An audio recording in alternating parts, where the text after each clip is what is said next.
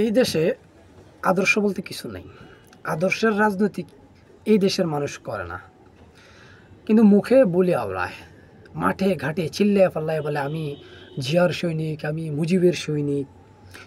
তো যারা চিল্লায় এই হালা করে ধৈর্য আনেন, ধৈর্য আইনা জিগান যে ভাই তুই যে বলি তুই মুজিব সৈনিক, তাহলে বলতো মুজিবের রাজনৈতিক আদর্শ কী, মুজিবের রাজনৈতিক দর্শন কী?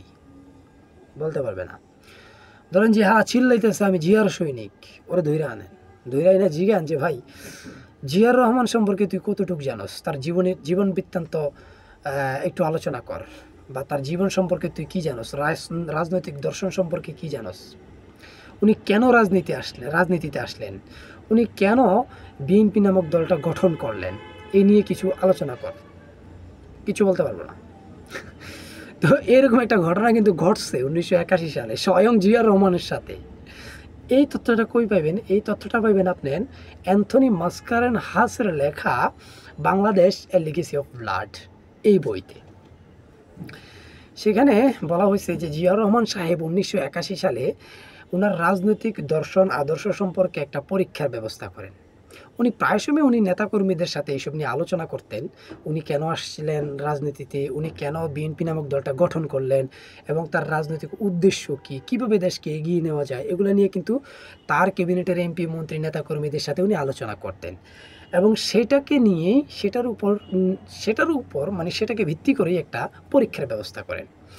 এবং সেখানে ওনার ক্যাবিনেটের মন্ত্রীরা ছিল, এমপিরা ছিল, এবং বাঘা নেতারা ছিল। তো পরীক্ষা নেওয়ার পরে দেখা গেল যে পরীক্ষার ফল আসলো সবাই ফেল, মানে কেউ সঠিক উত্তর দিতে পারে নাই। এমনকি প্রধানমন্ত্রী শাহ আজিজুর রহমানও সদুত্তর দিতে পারেনি।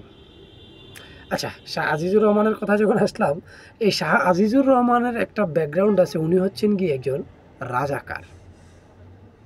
চিন্তা করেন, জিয়া রহমান ছিলেন একজন সেক্টর কমান্ডার, জিয়া রহমান ছিলেন একজন মুক্তিযোদ্ধা, জিয়া রহমান ছিলেন একজন স্বাধীনতার ঘোষক।